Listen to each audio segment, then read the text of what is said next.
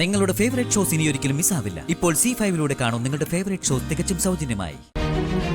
കഷ്ടപ്പെട്ട് 8-9 മാസം വയറ്റിൽ ചുമന്ന് പ്രസവിച്ച നിന്റെ കുഞ്ഞ് നിന്നിൽ നിന്ന് അകലുന്നത് ചിന്തിക്കാൻ പറ്റുമോ നിനക്ക്? അങ്ങനെ ചിന്തിക്കാൻ പറ്റാത്ത കാര്യങ്ങളാവും ഇനി നിന്റെ ജീവിതത്തിൽ സംഭവിക്കാൻ പോകുന്നത്. വലിയമ്മ അമ്മയായിട്ട് മാറുമ്പോ അമ്മയ്ക്ക് കുഞ്ഞിന്റെ മനസ്സിൽ 2ാം സ്ഥാനമായിരിക്കും. അതൊന്നും ഒരിക്കലും അനുവദിക്കാൻ പറ്റുന്ന കാര്യങ്ങളല്ല. അല്ല, ഞാനീ പറഞ്ഞത് അർച്ചനയ്ക്ക് നീ കുഞ്ഞിനെ കൊടുക്കരുതെന്നല്ല. എല്ലാത്തിനും നീ ഒരു പരിധി വെക്കണം. അതിരെ നിങ്ങള് ചേച്ചി അനിയത്തേക്കാ. ആ സ്നേഹം അങ്ങനെ തന്നെ വെച്ചോണ്ട് എപ്പോഴും കുഞ്ഞിനെ എടുക്കാൻ വരുമ്പോ അത് സമ്മതിച്ചു കൊടുക്കരുത്. കൂടുതൽ നേരം നീ വേണം കുഞ്ഞിനോടൊപ്പം സമയം ചെലവഴിക്കാൻ.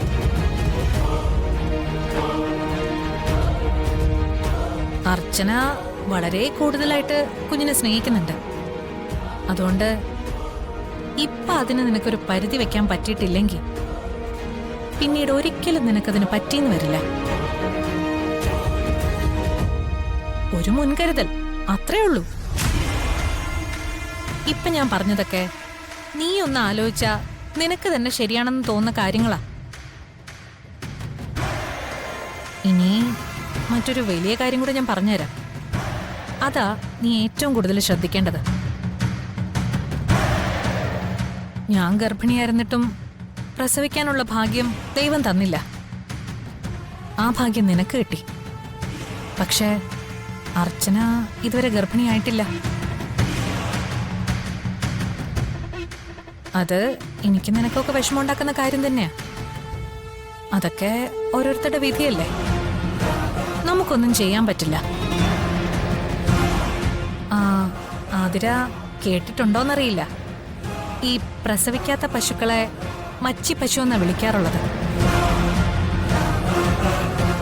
അതുപോലെ മച്ചിയായ സ്ത്രീകളുടെ കണ്ണു പതിഞ്ഞ അത് കുഞ്ഞുങ്ങൾക്ക് ദോഷം ഉണ്ടാക്കുന്ന ഞാൻ കേട്ടിട്ടുണ്ട്. പണ്ടുള്ളവർ പറയും പ്രസവിക്കാത്ത സ്ത്രീകളുടെ കയ്യില് കുഞ്ഞിനെ കൊടുക്കരുതെന്ന്. അവരുടെ ദൃഷ്ടിയിൽ അവർക്ക് കുഞ്ഞുങ്ങളില്ലാത്തതിന്റെ മുഴുവൻ വേദനയുണ്ടാവുമെന്ന്. ആ വേദന ദോഷമായിട്ട് മാറി കുഞ്ഞിനത് ബാധിക്കും.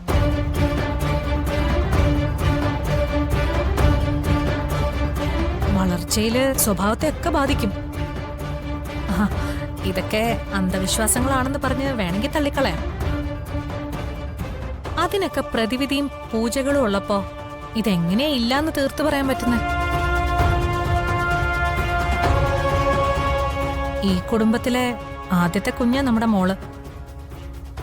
ഒരു തരത്തിലുള്ള ദോഷവും അതിനുണ്ടാവരുത്, നമ്മളായിട്ട് ഉണ്ടാക്കരുത്. പിന്നെ പൂജകളും വഴിപാടുകളുമായിട്ട് അമ്പലത്തിൽ ഓടി നടന്നാലും ചിലപ്പോ അത് മാറ്റാൻ കഴിഞ്ഞില്ലാന്ന് വരും. നമ്മുടെ ശ്രദ്ധക്കുറവുകൊണ്ട് നമ്മുടെ മോൾ അനുഭവിക്കണോ? ആതിര തന്നെ ആലോചിച്ച് നോക്ക്.